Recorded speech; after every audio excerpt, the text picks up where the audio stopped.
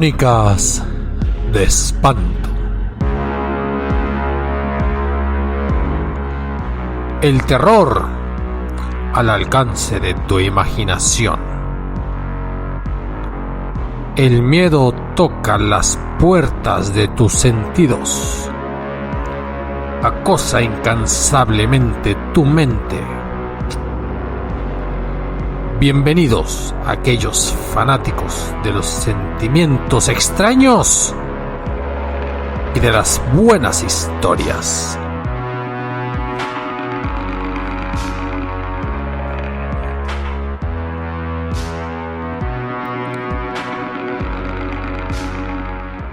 Hay estilos de vida que, contrariamente a la naturaleza humana que suponemos, deberían de conducirnos a sentimientos más puros, a conductas apacibles. Uno se imagina que en un monasterio habrá armonía, convivencia, olor a santidad.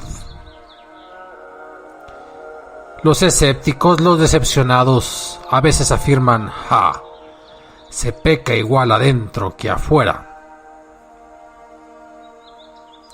No lo sé, no me consta, pero del asesinato que les voy a contar surge una leyenda muy conocida en la Ciudad de México. Y sí, así es, amigos, no siempre nos podemos imaginar un asesinato al interior de un convento.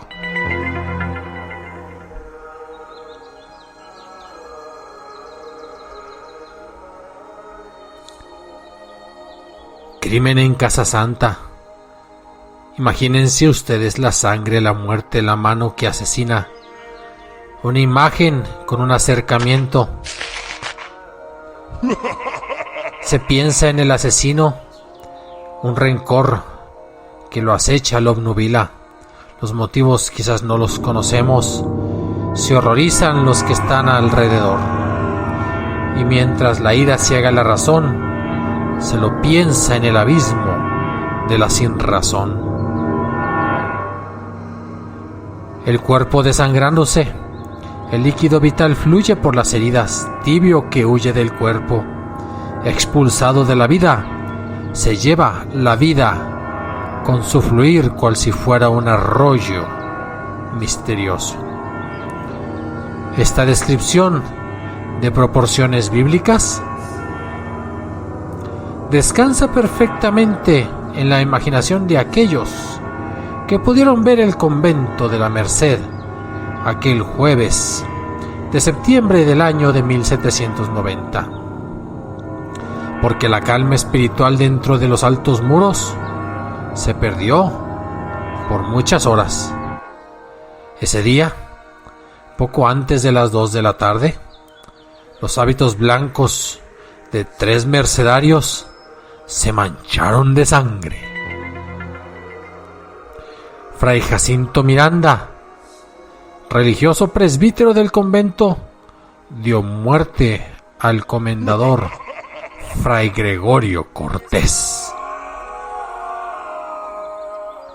Minutos antes, mientras Fray Gregorio Cortés charlaba alegre sobre un antiguo viaje a un convento de la Orden de los Mercedarios en Guatemala y comía en el refectorio, vio llegar iracundo a Fray Jacinto con un gran cuchillo de cocina en su mano derecha, quien se fue directamente hacia él. Sin darle más oportunidad que suplicarle que pensara en Dios y alejara a los demonios de la locura, el fraile se abalanzó, dándole varias estocadas de muerte. Ni los gritos, ni la fuerza de Fray José, que estaba a su lado, impidieron que el agresor siguiera apuñalando a su víctima con una inaudita espiral de fuerzas malignas. El tiempo corría lentamente, mientras el cuadro que imaginamos parpadeaba en instantes, Fray Jacinto subía y bajaba el cuchillo, los ojos inyectados de sangre. Fray Gregorio ahogaba sus súplicas y sus brazos eran aspas sin fuerza, mientras sus ojos atónitos miraban esos otros ojos asesinos. Todo en un parpadeo de tiempo eterno que suspende y fija un cuadro terrible de agonía, de sangre, de locura. Fray José Alcalá, al querer defender a Fray Gregorio, también recibió varias puñaladas. Aunque fue herido gravemente, aún pudo defender su vida y vivió para contarla. O quizá ante los gritos que salieron del refectorio, puso en alerta a varios frailes que llegaron corriendo y así entre 5 pudieron detener a Fray Jacinto. Este gritaba como loco y actuando de tal forma, quizás por los castigos de encierro a los que había sido condenado por Fray Gregorio. Todos los frailes, agolpados los más en la entrada del refectorio o del comedor, como diríamos ahorita, estaban horrorizados ante el cuadro de sangre frente a sus ojos. Su pensamiento no daba crédito. Sangre en Casa Santa.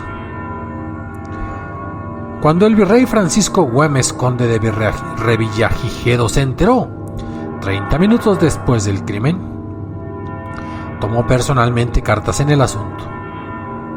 Ya en su gobierno había aclarado el asesinato de don Martín Dongo, y su presencia como virrey en la Nueva España estaba cambiando para bien las formas de gobierno. Orden, nada de corrupción y mejoras marcaban el rumbo de su gobierno en la Ciudad de México y en la Nueva España.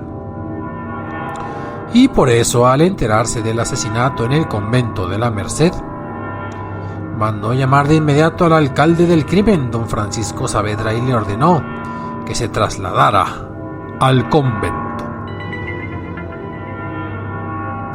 Y así, don Francisco recorrió presuroso con 6 guardias las calles de Meleros, dio vuelta por la calle del Correo Mayor, dobló por Valvanera y echó a andar hasta llegar al convento. Tocó la puerta.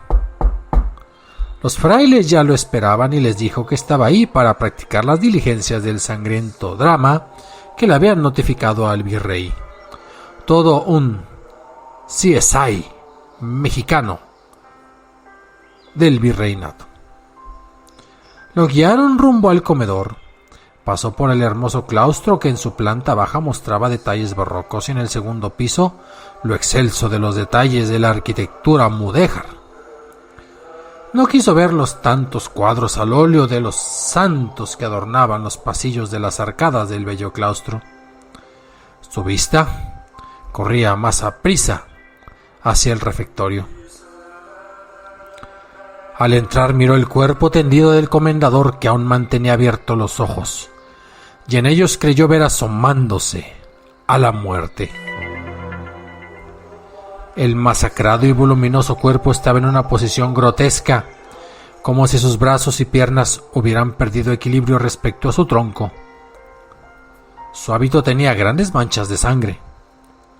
Fueron más de 12 puñaladas repartidas entre cuello, corazón, estómago y brazos.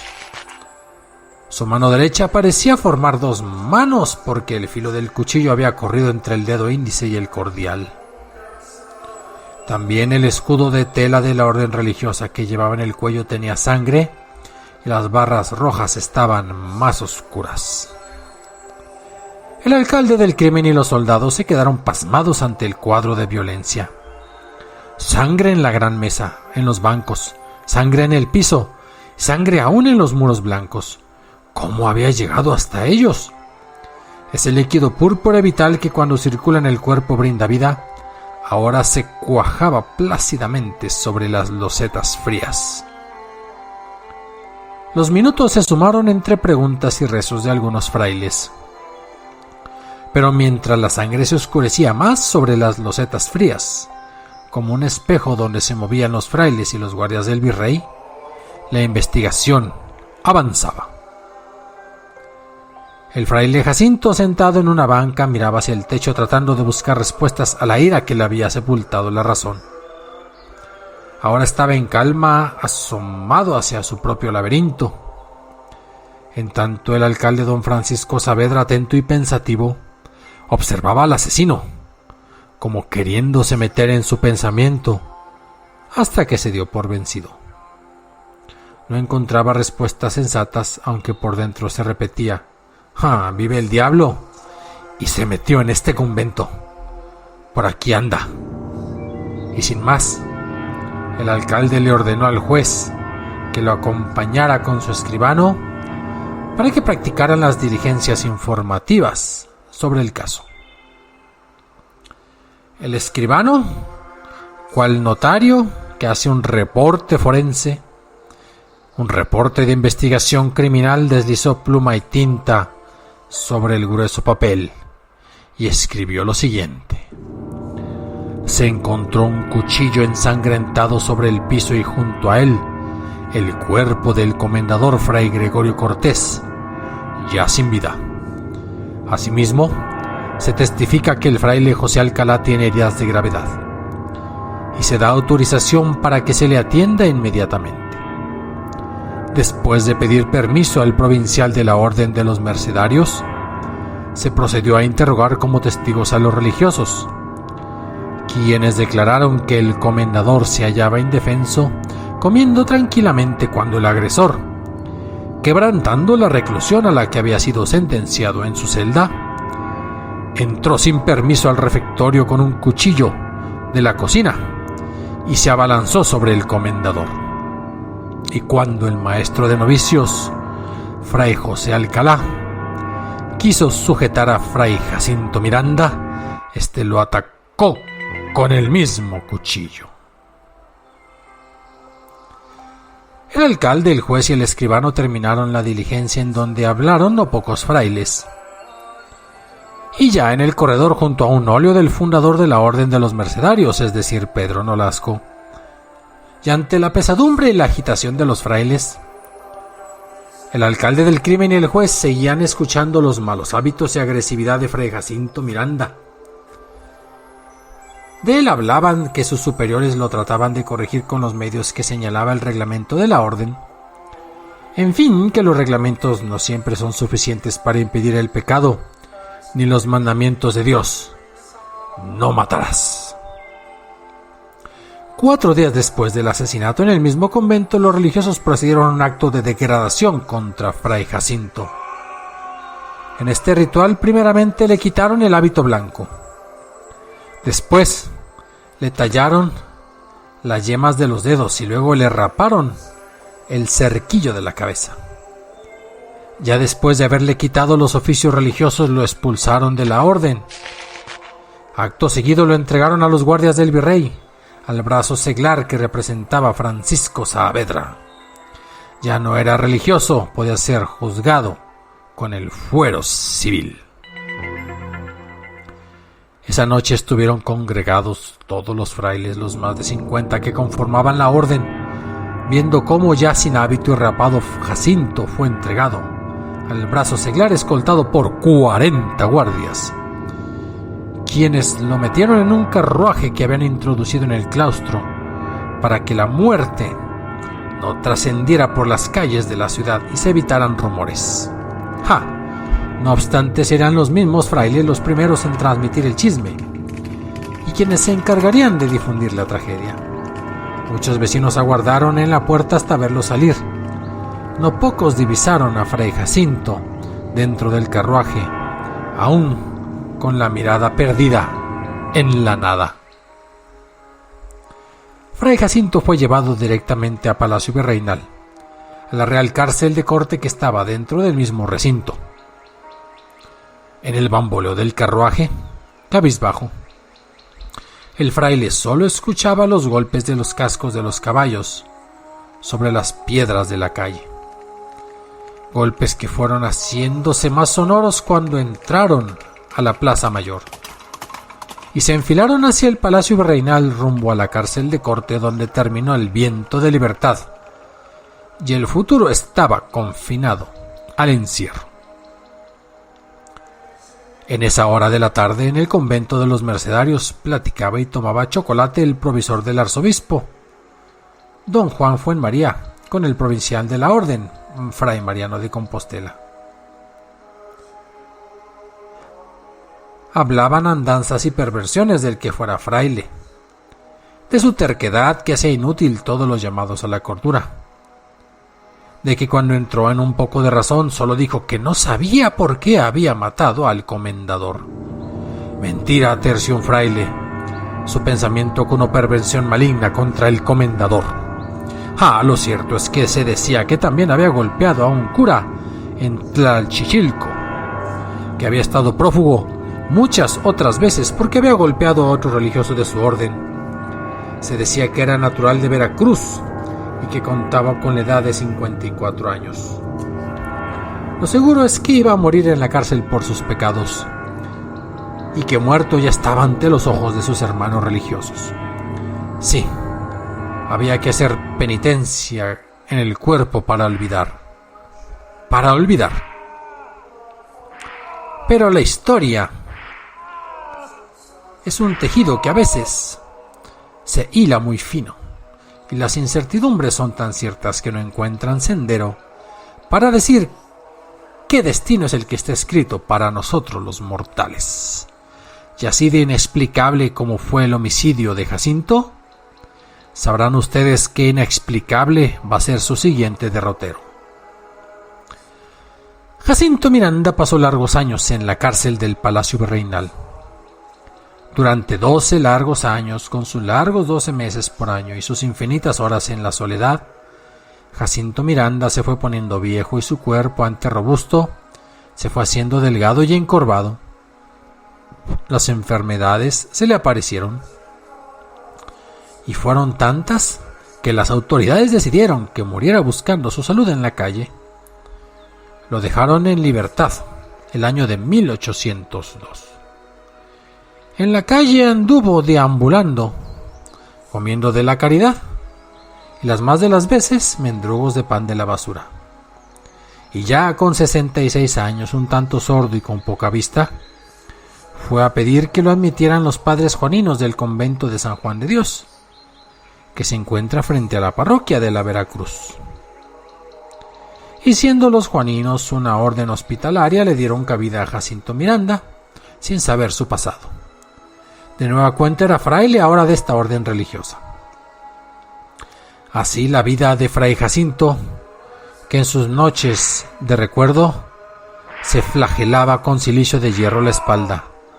No pocas veces se le vio con su hábito manchado de sangre ante el tormento propio para no olvidar su pecado de asesinato. Repetimos, pues se decía que los padres juaninos no sabían de este delito y que lo tenían como un piadoso por ser comedido y flagelarse el cuerpo quedando exhausto y tendido sobre el piso frente a San Juan de Dios, el patrono de la orden. 6 años de encierro dentro de los muros de convento. Un día fray Jacinto obtuvo licencia para ir a que le curaran de la vista. La fama de unas mujeres que curaban allá por el barrio oriente de Santo Tomás resultó una farsa. Al tiempo fray Jacinto seguía saliendo ya ciego con su hábito y su cerquillo en la cabeza a recoger algunas limosnas para sus necesidades, como él mismo lo decía, para ayudar al hospital. Mientras tanto, en España ocurrían cosas y a la Nueva España llegaban las noticias de que el rey Carlos IV era un cornudo y que su mujer la reina Luisa le ponía los cuernos con Manuel Godoy, el favorito, de que su hijo Fernando VII estaba conspirando para ser el rey de España con el beneplácito del emperador de Francia, que por ahí andaba rondando el hermano Pepe Botella. La noticia de que España fue invadida por Francia llegó un poco tarde, pero para muchos no era sorpresa, sobre todo en las mentes instruidas. En la Nueva España la vida transcurría con ires y venires. La Plaza Mayor era un mentidero por excelencia donde se comentaba la vida cortesana del reino español y del virreinato. De todo se hablaba en la plaza, de lo cierto y de los rumores. La palabra hervía en la Plaza Mayor, que ahora conocemos como Zócalo. Era el ágora donde llegaban no solo las mejores mercancías, sino todas las mejores noticias, y no pocas intrigas palaciecas. Y en medio del bullicio, Fray Jacinto Miranda, con su bordón en la mano izquierda, ya ciego pero conociendo las calles y las plazas, caminaba aún con seguridad y pedía limosna. Aguzaba la oreja y llevaba los pormenores para compartirlos con los hermanos juaninos. Y con el rumor de la fuente sentados alrededor de Fray Jacinto, los juaninos tenían las noticias más frescas de los acontecimientos del Palacio Virreinal y más allá del Palacio Real, al otro lado del mar. Los frailes esperaban que llegara la hora después de la comida para rodear a Fray Jacinto junto a la fuente del claustro y escucharlo embelesados, hablando con grandes dotes de su palabra. ¿Quién imaginaría que el que fuera un asesino de monjes, pues fue asesino de uno solo, ahora era el entretenimiento principal en el convento de los juaninos? Pero llegamos al año de 1808 y llegamos al mes del febrero y llegamos al día, el 21, la muerte. Nadie se pudo explicar cómo Fray Jacinto Miranda se paró de su cama ese día. Su cuerpo y su resistencia ya no le daban para caminar. Dicen que lo vieron pasar como a las 6 de la mañana por los frondosos árboles de la Alameda, y como a las 7 de la mañana un fraile franciscano le daba en las puertas de su convento un jarro de atole y pan. Fray Jacinto se fue caminando muy lentamente con su bordón en la mano. Pidió caridad y misericordia para el hospital de los hermanos juaninos. Se recargó y se fue sentando lentamente en uno de los arcos del portal de los mercaderes. Después, su imagen encorvada y bien conocida por todas las calles y barrios de la ciudad ya no se vio. Se deslizó como una sombra por una rendija del día. Pero a las 8 de la noche, un fraile lo encontró sentado en una banca de la iglesia de los mercedarios. Además, estaba muerto, como si mirara con sus ojos ciegos a la Virgen de Nuestra Señora de la Merced. Sentado, estático, frío su cuerpo, con los ojos tristes y húmedos aún, esperó la muerte en su casa primigenia, la que le dio el primer hábito como mercedario. En sus manos encontraron en tela y bordado el escudo de la orden a la que perteneció primeramente, aún con vieja sangre. Quien lo descubrió fue Fray José de Alcalá, maestro aún de novicios, al que aquel día de septiembre de 1790 hirió gravemente. Fray José salvó la vida gracias a que el médico del virrey lo atendió con 3 cirugías para salvarle las arterias del corazón, que por fortuna no fue tocado por el puñal. Y sí, Fray José Alcalá reconoció en ese rostro muerto a Fray Jacinto Miranda, a su agresor. Lo perdonó, porque ya antes lo había perdonado. El día 22 de febrero, los frailes juaninos le dieron sepultura dentro de su convento. Y habremos de decir, amigas y amigos, que ya pasaron más de 2 siglos, 200 años después de la muerte de Fray Jacinto. El monje asesino, dirían algunos, pero su fantasma no ronda. Dicen las voces de los guardias y los rumores del agua de la fuente, ahí donde está la iglesia de la Veracruz, donde está el templo de los juaninos, donde está el museo Franz Mayer, ahí junto al brocal de la bella fuente, que a veces por las tardes y por las noches se ve a un fraile viejo que con bastón en mano habla, susurra con tristeza lo que un día de septiembre del año de 1790 sucedió en el convento de los mercedarios. Otros dicen que son solo sombras de la noche y alucinaciones provocadas por el agua de la fuente.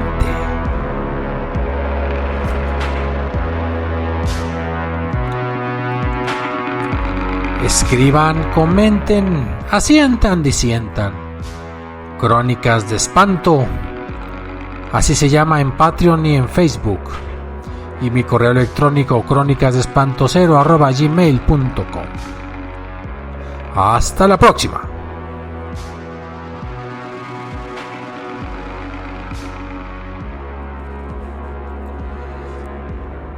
Créditos a las leyendas mexicanas para contar de Germán Arrigueta.